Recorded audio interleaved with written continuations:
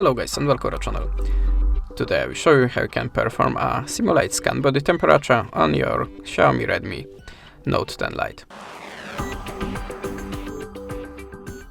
So at the start we have to find in the Google Play Store and download this app, body temperature, and launch it of course. Then skip.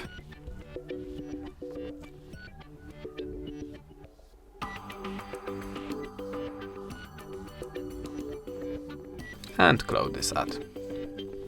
Then go to the simulation section, and turn off these switchers. Then to start the scan, just hold your finger here.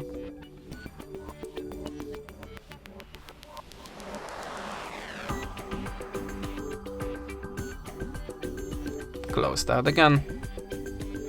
And how you can see, this is my result. If you want to save it, tap on this button and confirm by save.